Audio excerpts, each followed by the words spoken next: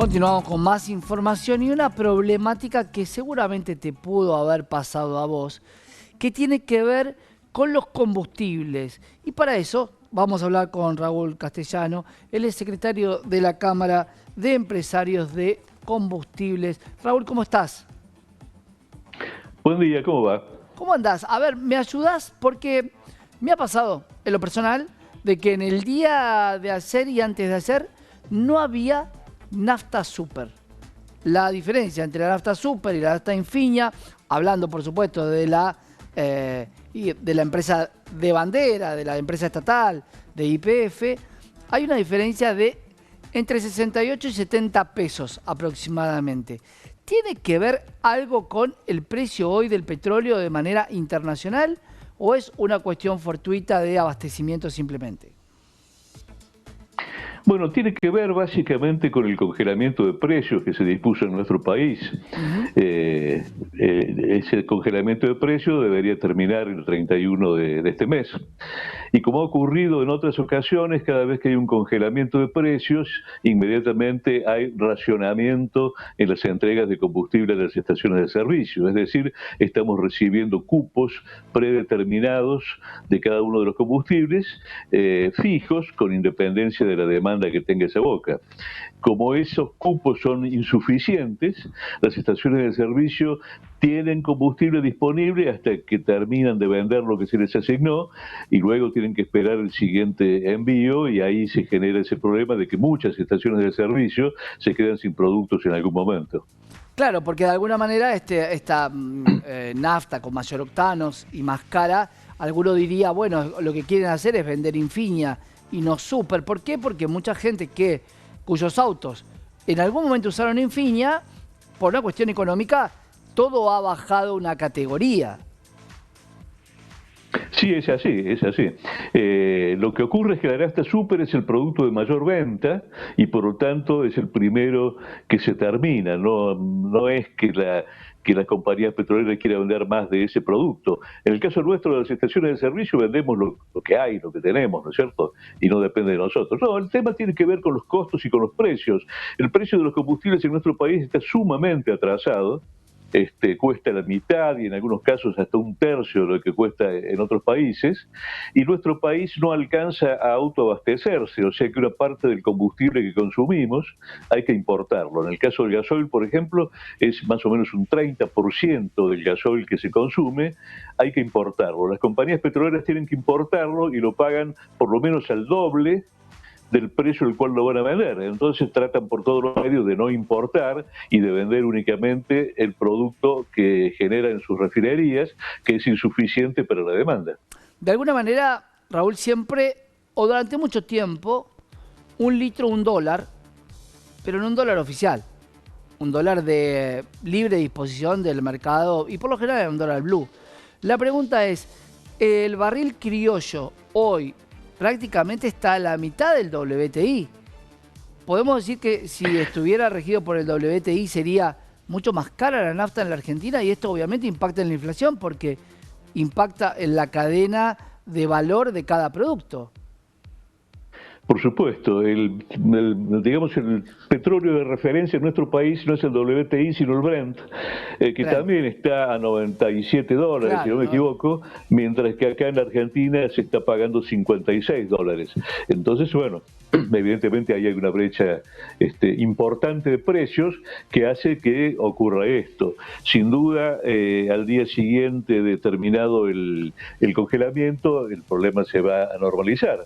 Lo que sí hay que tener en cuenta es que acá se viene acumulando un atraso fenomenal en los precios, que llegado el momento va a haber que recuperarlo. Ya los principales candidatos a la presidencia de la Nación, creo que todos han dicho que más tarde o más temprano van a tener que recuperar el precio, y eso significa duplicar o más aún el precio actual. Eso va a ser un problema. Duplicar el precio actual, estaríamos prácticamente en torno a una nafta super de 500 pesos aproximadamente.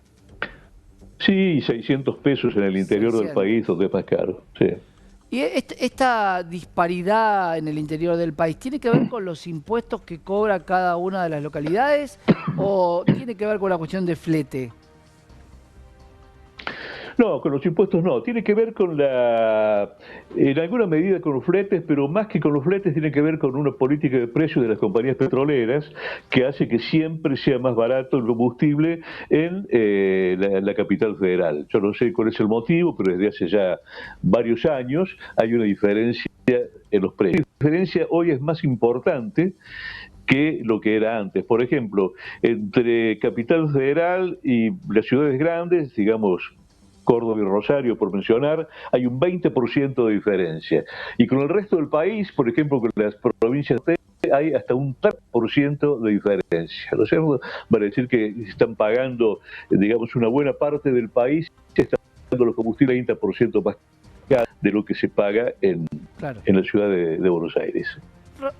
Raúl, muchas veces la gente que tuvimos la suerte de viajar a lugares donde, por supuesto, el petróleo es un commodity muy importante, como los Estados Unidos, vos ibas a una estación de servicio a cargar nafta y todos los días varía el precio.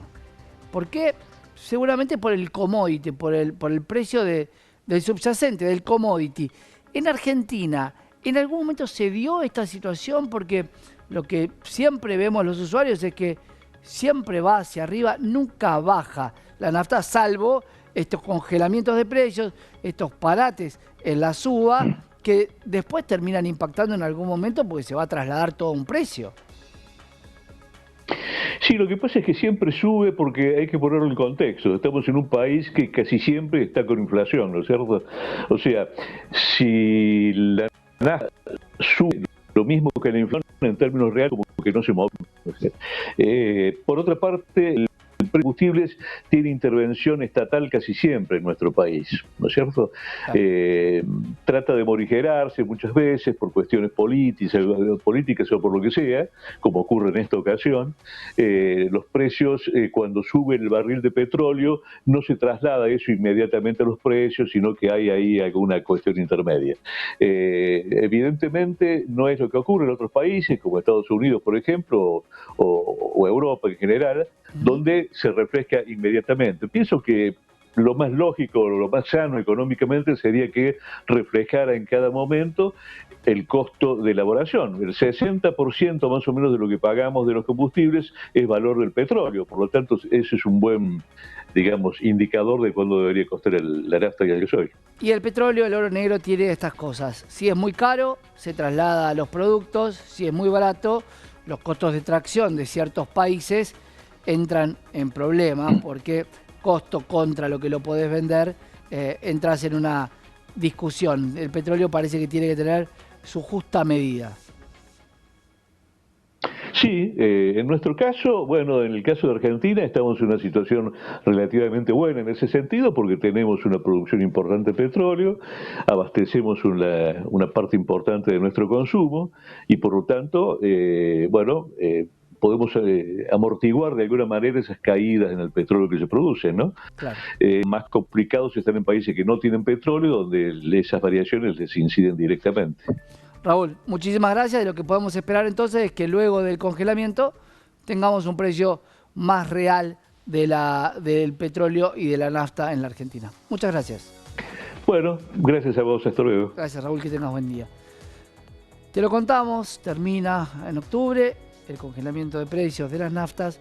Por eso te está costando encontrar nafta súper, sobre todo en los surtidores, y este es el motivo por el cual en octubre o pasado octubre, todo parece que terminaría en octubre luego de las elecciones, ahí vamos a tener un precio real de la nafta. Quédate que tenemos más información.